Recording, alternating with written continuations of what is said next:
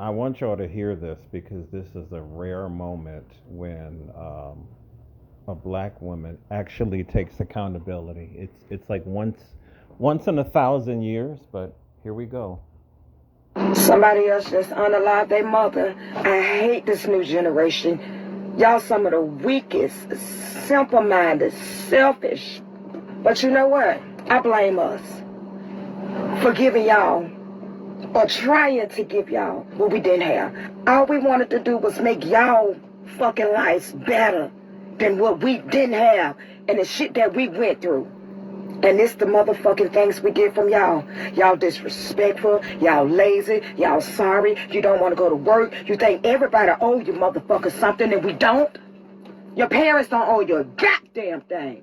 The only thing I can say to these new moms, new generations that's raising these kids, make them work hard for this shit. Have them cutting the grass, have them cleaning up, have them going to work, earning, make them buy their own shit. We're going to have to go back to just letting these kids see a struggle. You can't give them everything because then they're going to think the fucking world owed them.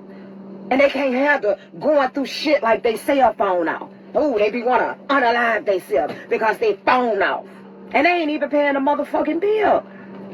So how do we expect for these kids to be on their own and survive when they 21, 22? If all we done is gave them everything. But for somebody to kill their mother, I don't know the reasons why. It happened in Mobile, Alabama. To kill your mother. And then the brother came and killed him. So I don't know what's going on. But I just don't never want to be in this situation. And sometimes I feel like I will. I fucked up. I fucked up raising mine. I'm not going to even lie. I gave him everything. I fucked up. Don't be like me. My good sis spoke a word because all we did is want to give you what we didn't have. So fair use to the sister. I'm not trying to steal her shit, you know what I'm saying? But this is a rare admission of guilt because when it comes to black women, they swear, a lot of them, the vast majority of them swear up and down that they can never do anything wrong, man. It's just them admitting when they're wrong is so hard for them to do, and it's just really ridiculous. And this is also what they need to talk about is the constant opposition that you have to that you will experience, that most black men will experience with black women. I know because when it came to me and my son and his mother, I would put him on punishment and she would take him off without me knowing this. She was doing a lot of things behind my back, and this is the reason why we are still, me and him are not talking to this day, because this constant power struggle that you have to deal with these women, the way they will secretly undermine you, the way you have to get into these constant arguments over nothing. If I told him that he is on punishment for 2 weeks, he's on punishment for 2 weeks. You don't allow him to go outside and play when I'm at work. You don't do stuff like that. You don't allow him to play the video games when I told him that he's under punishment. And this kind of stuff, I would say it is fairly common with a lot of black relationships. It is fairly common. And nobody wants to talk about this. And everybody just wants to tell black men that no matter what kind of opposition that we get, that we're just supposed to put up with it and put up with it and put up with endless insurrections against our lawful authority. If my son is doing something stupid, if he didn't listen to the teacher, whatever, if I say you're going to go to bed without eating, he's not going to die. right? And if you have a mother that's feeding him when you, I mean, this is the kind of stuff that black men go through. They are fucking. I just don't have any words, man. I'm trying to control my mouth too, but the level of constant challenges. See, I saw the video by Remnant Princess today, and there was a bunch of these bonnetishas talking about my baby daddy ain't shit. They're not going to tell you about the constant arguments.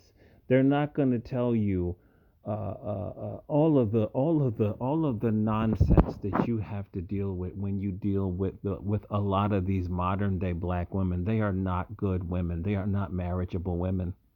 They're not.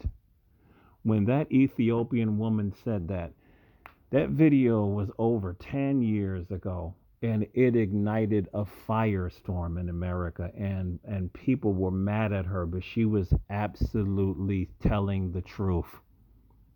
A lot of foundational black American women, they are not good women. They're not marriage material. We are wasting our time.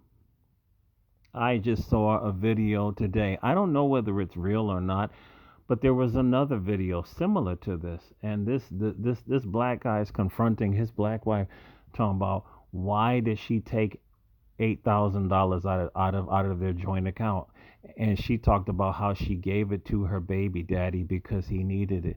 Listen, this kind of shit is treason. It's just treason, and there's video after video of black men just being thoroughly disrespected simps, man. And Umar Johnson has this mentality that we are supposed to put up with this no matter what. This kind of behavior would not be tolerated in Latin America. It is not tolerated in the Middle East. It's not tolerated in Asia or Africa. Only in America do our so-called women treat us like this because they know they can call their father, their uncle, their brothers, and now you got to beat five niggas out there in the street or worse. I've seen that happen so many times. This bitch will put her hands on a man first, and then she calls her family, and now this dude has to fight. He has to fight five dudes in the street. And I'm looking at a lot of you modern young brothers, 30 and younger. Do y'all want to go through this nigger shit? Excuse my French. Do you want to go through this? Do you want to go through a woman that you have to argue with her all the time, and she's going behind your back, and she's undermining you in front of your child, and then you got to yell at her, and it's just with that case of the woman that took $8,000 out of the bank account and gave it to her baby daddy, that would not be a case of domestic violence. I'm just going to leave it at that.